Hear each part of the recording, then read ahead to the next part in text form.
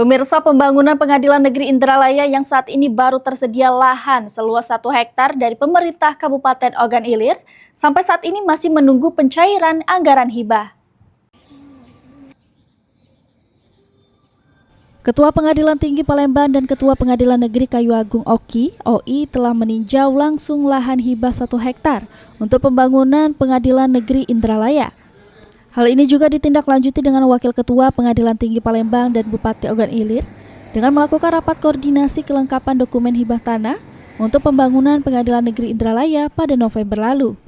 Juru bicara Pengadilan Negeri Kayu Agung OI, Joshito Siburian mengatakan, nantinya pembangunan dilihat dari kondisi keuangan negara dan pemerintah Kabupaten Ogan Ilir. Pasalnya, pembangunan gedung PN Indralaya bisa dilakukan pemerintah Kabupaten Ogan Ilir dan setelahnya dihibahkan ke pengadilan.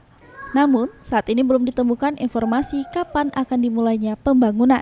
Pengadilan Kayu Agung OI sendiri telah mengakomodir dan memfasilitasi masyarakat Ogan Ilir dengan menggelar persidangan di lingkungan kantor lama pemerintah Kabupaten Ogan Ilir, Jalan Lintas Timur Indralaya, kilometer 35.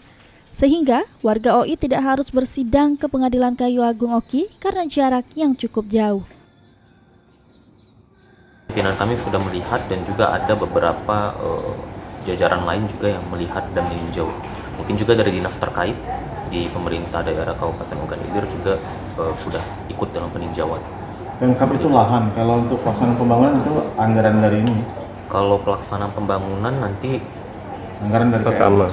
Anggarannya gimana, maaf? Dari mahkamah atau ke kementerian?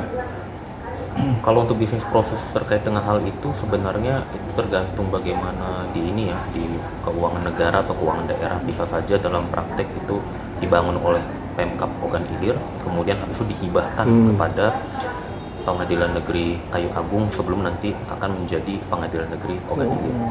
Ahmad Romawi, PAL TV.